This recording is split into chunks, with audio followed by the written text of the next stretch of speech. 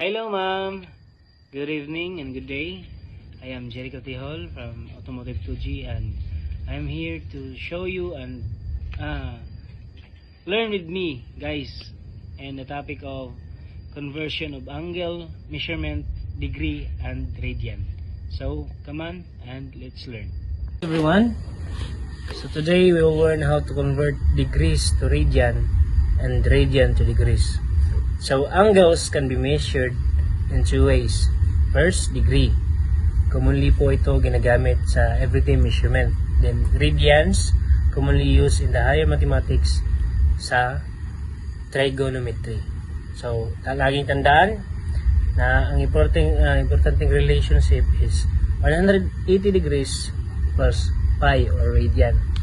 So sisimulan natin sa paano mag-convert ng degrees to radian. So first, tandaan natin palagi yung formula. So mag-convert tayo ng degree to radian. So gagamitin natin ang formula na radian equal degrees or times pi over 180. So gagamitin na natin ang, for example, 120 degrees. 120 degrees. 2 radians to 2 radians.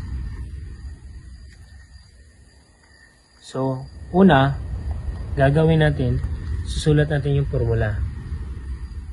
Which is 120 degrees times pi, sorry po sa pi, 180. Next, isi-simplify po natin. So, magiging ganun po siya. 120 pi over 180. So, hahanapin natin yung number na kaya siyang i-divide. So, which is, pwede natin gawing 60, 30, ano ba? Pero gagawin ko siyang 60. So, magiging answer niya po is 2 pi third. So, yan po yung final answer is 120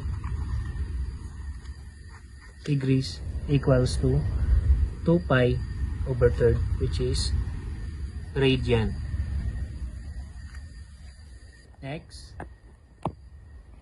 i-convert na po natin yung radian to degrees. Diba kanina, kinonvert natin yung degrees to radian. Ngayon, radian to degree. So, yung formula, next, yung formula is iba. So, degrees naman po tayo ngayon. Nakikita nito, radian muna. Degrees. Ngayon, opposite naman. Degrees equals radian times 180 pi. So, gagawin ko ng example. So, lalagay natin yung 5 radian 6. So, ito ay gagawin natin degrees. Radian 2 degrees. So, first, multiply po natin yung 5 pi 6 times 180, which is nandito, over pi. So, kakancel lang po natin yung pi. Kaya kakalabasan is 5 close and open parenthesis 90 times over 6. So, isi-simplify po natin is yung 5 times 180, 5 times 180 plus 900. 900 po siya. Ito po yung 900. Ito times po. And i-divide mo po sa 6. Kaya magiging resulta po ay 150 degrees. So, gets po? Gets. Yan po ang magiging resulta. Magiging convert natin yung degrees to radian. So, gagawin po natin next is real life problem. Real life problem, ito po yung problem. A Ferris wheel rotates through an angle of 240 degree during a ride. The engineer needs the angle measurement in radian to program the machine. So yung tanong, what is the angle of radians? So, paano natin hanapin? Is, gagamitin natin yung degree to radian formula. To 40, which is the given, to 40 degree times pi over 180. Sorry po sa And isisimplify po natin agad.